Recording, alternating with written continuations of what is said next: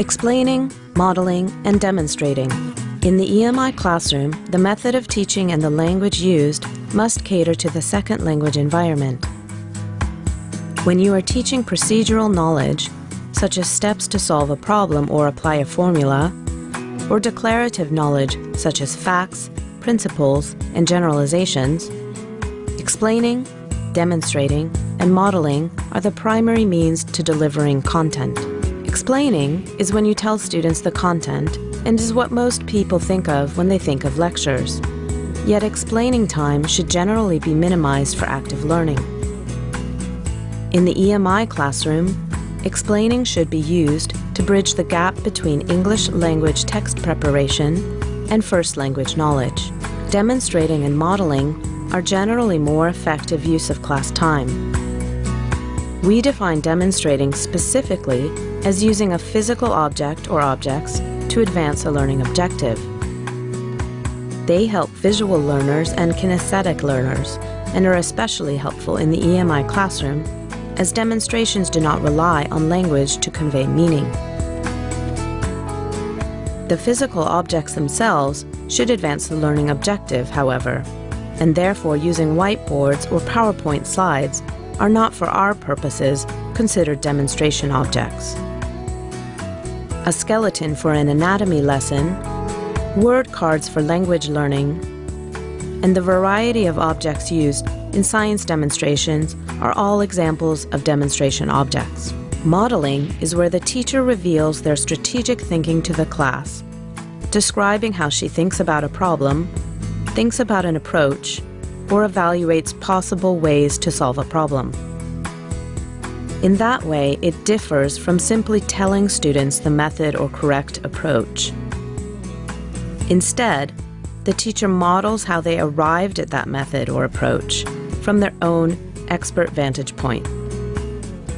This demystifies the why that many students find baffling when they strive to understand and not just memorize. Modeling is the teaching foundation that allows students to develop higher-order thinking skills, regardless of language ability. Unfortunately, often teachers spend most of the class time exclusively on explaining, using complex or new vocabulary without bridging the language gap. They may demonstrate using irrelevant objects or complicated examples, or model without revealing their thinking. Such techniques cause frustration in students and alienate them from learning. The following examples show how poor explaining, demonstrations, or modeling can turn off students, especially in the EMI context. The human vertebral column consists of 33 vertebrae. The upper 24 are articulating vertebrae separated by intervertebral discs, and the lower 9 are fused, 5 fused in the sacrum, and 4 in the coccyx. It is situated in the dorsal aspect of the torso. It provides a spinal canal which houses and protects the spinal cord. It is commonly referred to as a spine or a backbone, but the proper terms is the vertebral column. The articulating vertebrae are grouped into their regions. There are 7 cervical vertebrae of the neck, 12 thoracic vertebrae of the thorax, and 5 lumbar vertebrae of the lower back of the pelvis. The coccygeal vertebrae have no intervertebral discs and can vary from 3 to 5, but usually include 4 fused discs in the region, commonly called the tailbone. The sacral region includes 5 discs that fuse in maturity, creating the sacrum. It has no intervertebral discs.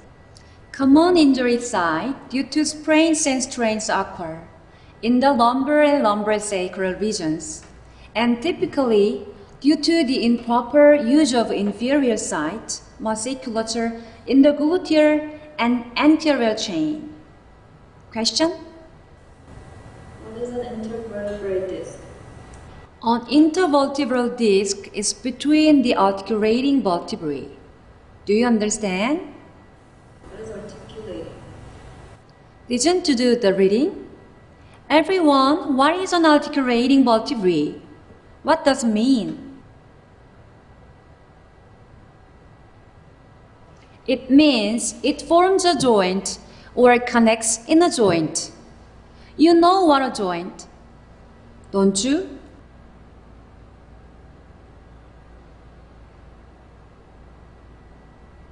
Everyone, you are expected to do the reading before the class. Now, moving on.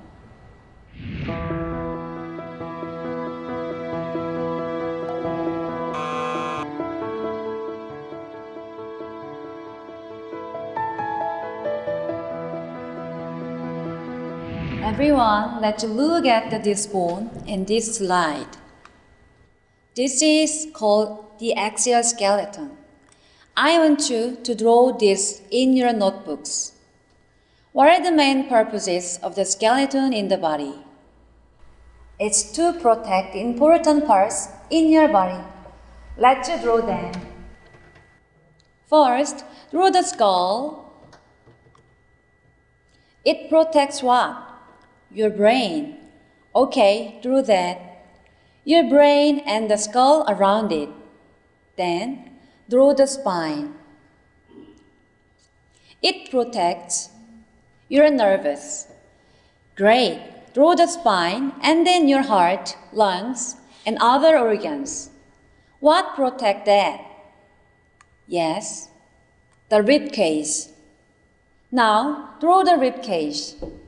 You've drawn the axial skeleton. Well done. You should get a feel from your drawing of the axial skeleton. Okay, then now that you are clear, let's look at the appendicular skeleton. How many of you know the song, the skeleton song? About the bones?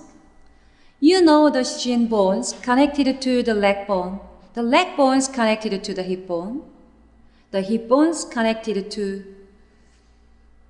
You don't know it? Well, there are many other bones than in the song. Oh, well, moving on.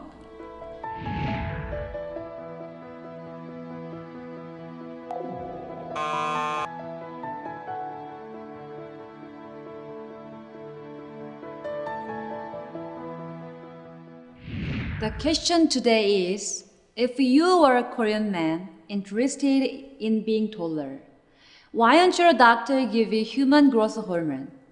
I'll give you 3 minutes to discuss with partner, starting now.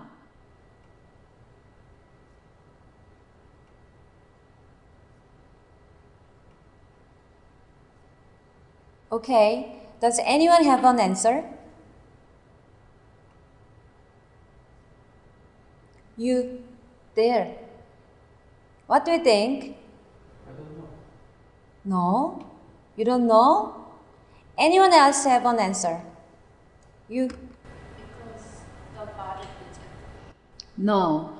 No, the body doesn't simply reject it. That's not the answer. Anyone else? No one? Well, let's leave you. The epiphyseal plates that we studied last week close after puberty. So, any extra growth hormone would not cause you to grow any taller. That's the answer. Growth hormone does not have an effect on adult. Did anyone get that? Well, better study harder, everyone. I'm going to put these kind of questions on the quiz. Now, let's move on to another quiz.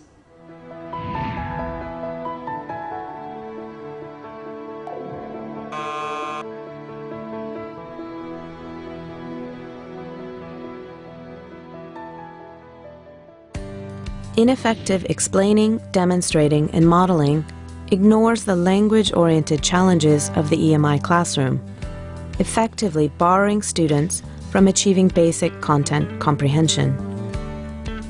It lowers the quality of teacher-student interaction and promotes rote memorization and 100% reliance on out-of-class materials. The fact is, teachers in EMI classrooms cannot ignore the language challenges faced by students. But you can use this challenging environment as a springboard for more effective teaching, focusing on simpler, jargon-free language for explanations and technical vocabulary pre-teaching. Teachers can use key L1 vocabulary to bridge the language gap for the EMI classroom and emphasize context with gestures, miming, and voice. You can use materials and physical objects to bring to life the lesson and prove its application in the real world, which helps in learning retention. You can share your insight and expertise and enlighten your students so that they, too, can apply their knowledge to new problems. Being able to effectively explain, demonstrate, and model is the heart of effective teaching and creates opportunities in the EMI classroom. Teachers who can make complex topics simple through explanation, who can bring topics to life through relevant demonstration, and who can expose their thinking by effectively modeling are able to guide their students from formative to advanced knowledge acquisition and on to higher order thinking skills. Every effective teacher should be able to explain, demonstrate, and model effectively. This is even more true in the EMI classroom. The following examples show good practice in explaining, demonstrating, and modeling in the EMI classroom and remind us of pitfalls to avoid. Explain declarative knowledge such as information, facts, and principles using the third person. There are 5 functional segments of the spine, 3 of which contain mobile vertebrae. From the top is the cervical area at your neck. Cervical, neck, 목. Below that is the thoracic spine, 흉추, around your shoulders and rib cage. The lumbar spine is at your lower back, or 요추. Towards the bottom is the sacral area, 청골, and finally at the end is the coccyx, 미골.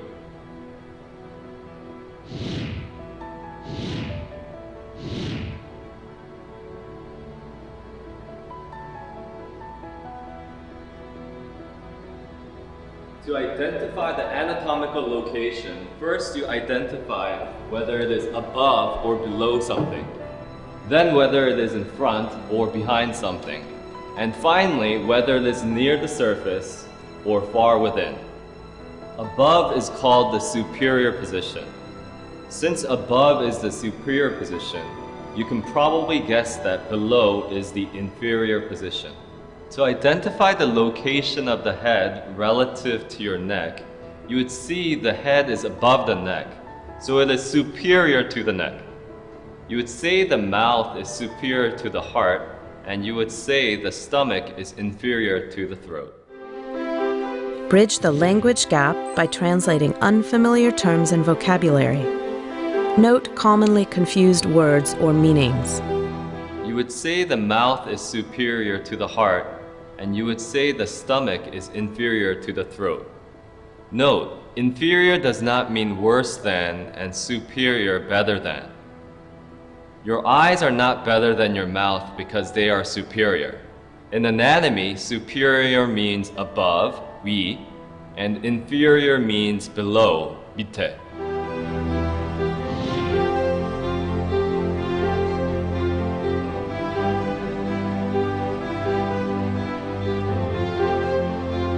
Demonstrate using relevant physical objects and tactile experience. Looking at our skeleton, Andreas, what are the main purposes of the skeleton in the body? Well, what are the most delicate and important parts of your body that you cannot live without? There's the brain, you need that up here. The nervous system, which is mostly in the spinal cord here. And you need your heart, lungs, and stomach, and liver, etc. They sit around here.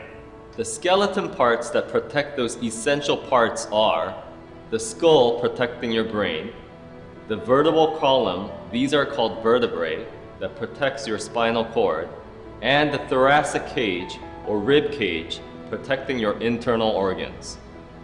This system is called the axial skeleton. The axial skeleton is the middle axis or frame, 중추, for the whole body.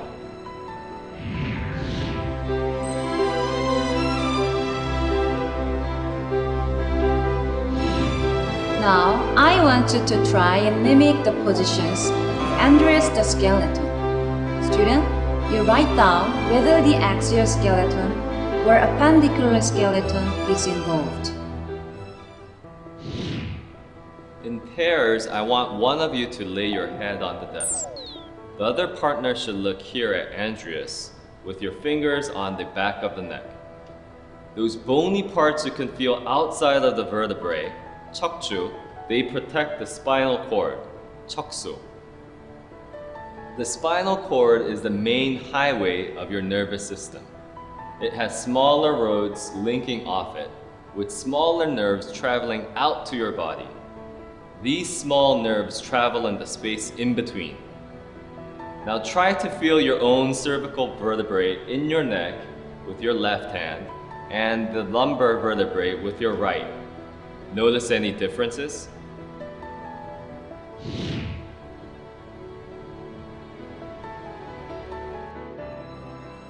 Model to articulate your strategic thinking behind your approach, evaluation, or understanding. Modeling is not just working problems on a board. It is clarifying how and why you decided to work them in that particular way, using your own expertise. The question today is, if you are a man interested in being taller, why won't your doctor give you human growth hormone? Here's how I'd approach this problem. First, I would think about what skeletal system we are talking about. To be taller, I am thinking your head isn't bigger, nor are your organs. And we don't want to be bigger, just taller. So the axial skeleton is not involved, but the appendicular skeleton is, especially the arms and legs, the long bones.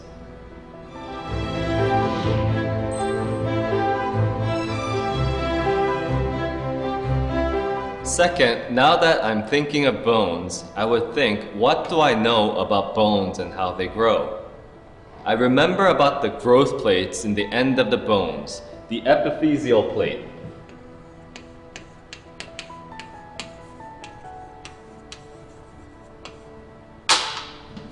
Growth plates are how bones get larger. But I also know this process eventually stops and that growth plates close after puberty. So any extra growth hormone would not cause you to grow any taller.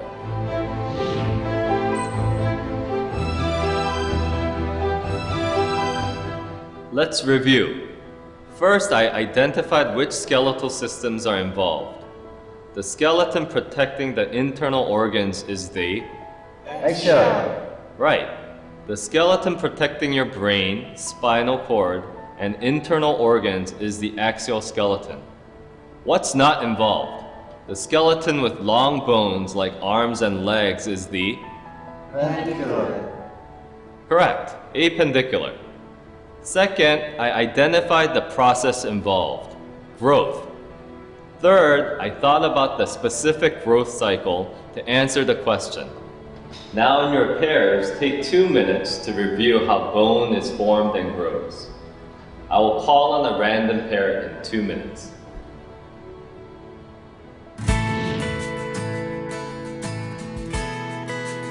Best teaching practice in the EMI classroom should limit explaining and instead include demonstration using physical objects and modeling of your own strategic thinking. Explain focusing on unfamiliar or confusing vocabulary, bridging the L1 and L2 languages. Demonstrate using physical objects that advance the learning objective. Model by sharing your own thinking rather than just the correct answer. Demonstrating and modeling offer additional opportunities to interact and involve your students, from classroom activities to out-of-class projects. Challenge your students to create their own demonstration projects and model their own approaches to problems for the rest of the class. Once you have mastered explaining, demonstrating, and modeling, you can feel confident in your students' abilities to carry your example into their own application. Another word for this is, the English word is, in Korean it's,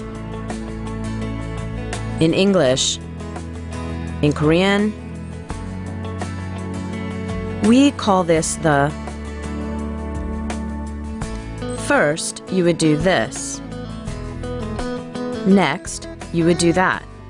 See this here? It's a. This here is a.